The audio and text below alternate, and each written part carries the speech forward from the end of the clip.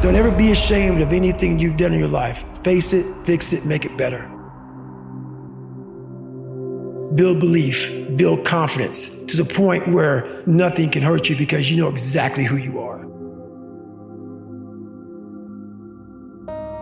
You've faced your demons in your mind. You were able to hear all your past traumas. You were able to listen to them. You're able to say, okay, now I can now talk to people about what I went through. I'm no longer embarrassed. I'm no longer ashamed. Being ashamed is one of the biggest things that people nowadays, in their minds, kill them from moving forward. I'm ashamed of myself. We are humans. But then again, if you always think that we're humans, you will always just be a human and always make the same mistakes. Go through the archives, dig it up, study it, and then use it for yourself.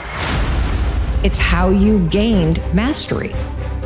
See, feeling confident is because that's what you feel after you've done it over and over and over again. But true confidence begins the moment you're willing to try. We are taken apart slowly, convinced to take an easier path, enticed by comfort. Most of us aren't defeated in one decisive battle. We are defeated one tiny, seemingly insignificant surrender at a time that chips away at who we should really be. It isn't that you wake up one day and decide, that's it, I'm going to be weak. No. It is a slow, incremental process. It chips away at our will. It chips away at our discipline. When you invest in something and you hustle and you work for something, you got a different type of attachment to it. You're gonna have a cold day in hell for somebody to try to take this from you. We live by this, we die by this. We don't surrender, we don't retreat. Once something's important to you, it never leaves your mind. If you always dreamt about being a singer-songwriter and you never did it, you will be haunted by that at the age of 70, because it's still right here, stored in the back of your mind. It's something that's meant for you, that's trying to call to you. You see, your dreams, you either pursue them or they fucking haunt you. You're suffering from self-doubt while others are intimidated by your full potential. If your past self could see where you're at today, think of how impressed they would be.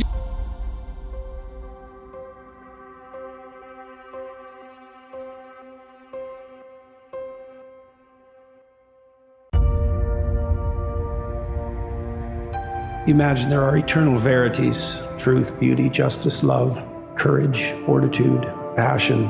Think of all those things as virtues. So virtue is what all virtues have in common. That's the relationship of God to the good. God is the essence of the good. Well, you may think, how would that manifest itself in your life? Well, that might be pursuit of the good. That's the pursuit of the good that unites all proximal good. Well, what is that exactly? Well, it's something like belief that it would be for the best, that all things flourish to the degree that that's possible. We're not on this stage just because of talent or ability. We're up here because of 4 a.m. We're up here because of 2-a-days or 5-a-days. We're up here because we had a dream and let nothing stand in our way. If anything tried to bring us down, we used it to make us stronger. We were never satisfied, never finished, will never be retired. I'm moving forward with my life because I deserve a better life. There's a you inside of you that you haven't even met yet. There's a life waiting for you that you haven't even experienced yet because you're choosing to stay in a life that isn't meant for you no more. You have left your greatness, you have left your peace, you have left that fulfilled you that you know who you are. You have left that person on the shelf for far too long. And you've accepted something that's past its expiration date. But you gotta make the decision right now. You gotta make the choice to say, no more. I refuse to settle for less anymore.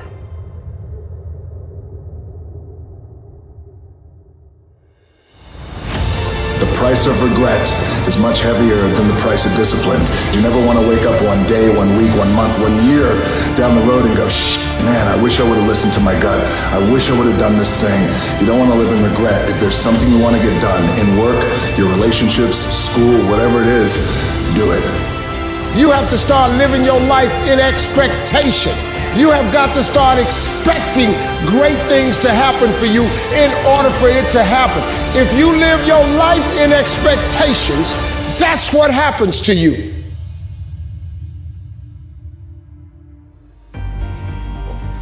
You began with a dream, a vision of what you could be. You've gotten a measure of success, but now that success has become a trap because you're addicted to what you've been. But that's not all that you're capable of. That's not all that you have to offer. That's not all that is within you. You've got to be willing to keep evolving, keep changing, keep developing. When they close out one door, you have to realize that a house is made of many doors. So open the next door and see what's behind it. And if you have to take down walls in order to expand your reach, your realm, your gifting, your talents, then do so. But keep evolving. Turn your wounds into wisdom. You will be wounded many times in your life. You'll make mistakes. Some people will call them failures. But I have learned that failure is really God's way of saying, excuse me, you're moving in the wrong direction. It's just an experience. It's your unlimited desires that are clouding your peace, your happiness. Every desire you have is an access where you will suffer. Don't stop running toward your dream.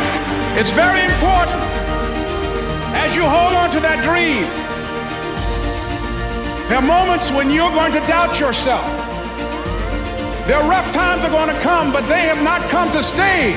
They have come to pass. It's very important for you to know that. Don't say I'm having a bad day. Say I'm having a character building day. Every man has two lives. And the second starts when he realizes he has just one.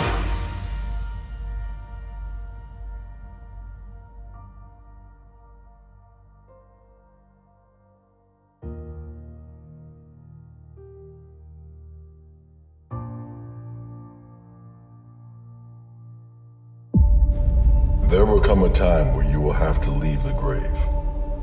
You'll have to leave the grieving, you'll have to leave the hopelessness, because the very people we've been grieving, the very people who once gave us hope, the very people that we miss, would love to see us thrive. They would want to see you live life in such a way that it was big enough to cover not only your life, but their life.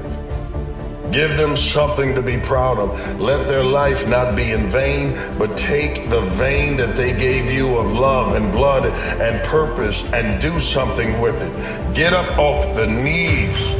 Use the things that are instilled in you.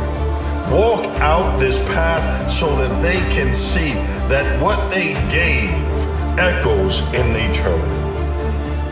Staying motivated. Don't worry about motivation. Motivation is fickle. It comes and goes.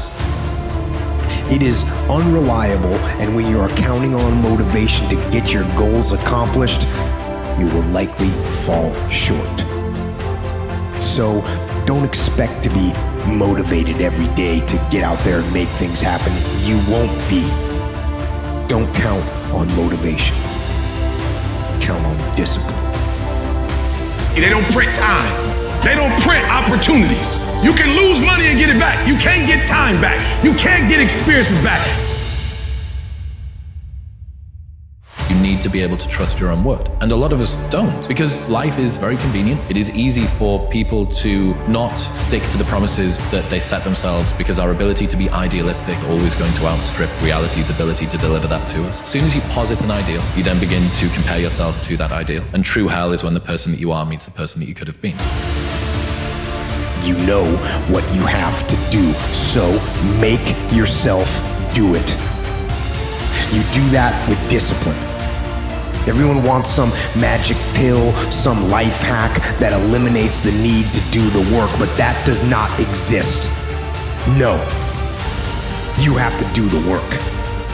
You've got to hold the line. You've got to make it happen. So, dig in. Find the discipline. Be the the discipline.